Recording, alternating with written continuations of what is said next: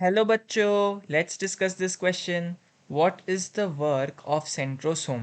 A. Cell division, B. Cell differentiation, C. Cell plate formation या D. Cell wall formation.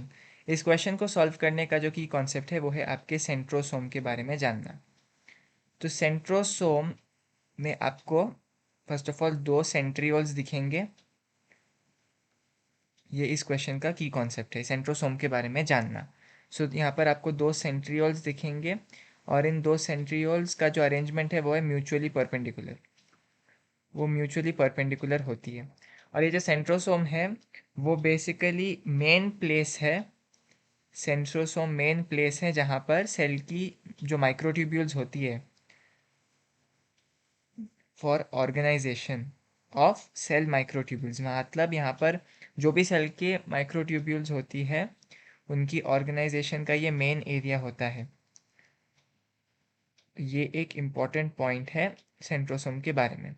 और ये जो microtubules है यहाँ से आपके स्पिंडल फाइबर्स बनते हैं, यही से आपके स्पिंडल फाइबर्स बनते हैं जिसमें ट्यूब्यूलिन प्रोटीन रहता है और ये हेल्प करते हैं क्रोमैटिड मूवमेंट में during cell division. Chromatid movement during cell division. तो आप क्लियरली देख सकते हैं कि सेंट्रोसोम का बहुत बड़ा हाथ होता है सेल डिवीजन के ऊपर।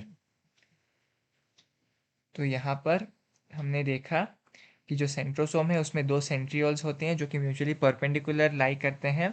ये मेन प्लेस होती है ऑर्गेनाइजेशन ऑफ सेल्स माइक्रोट्यूब्यूल्स के लिए।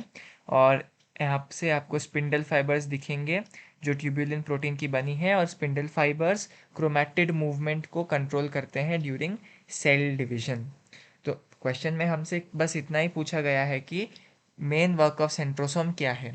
तो ए सेल डिवीजन बिल्कुल सही, बी सेल डिफरेंशिएशन ये बिल्कुल गलत है, सी सेल प्लेट फॉर्मेशन गलत, डी सेल वॉल फॉर्मेशन भी गलत।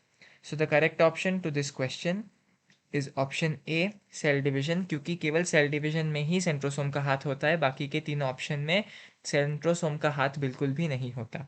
Hope you have understood it well. All the best.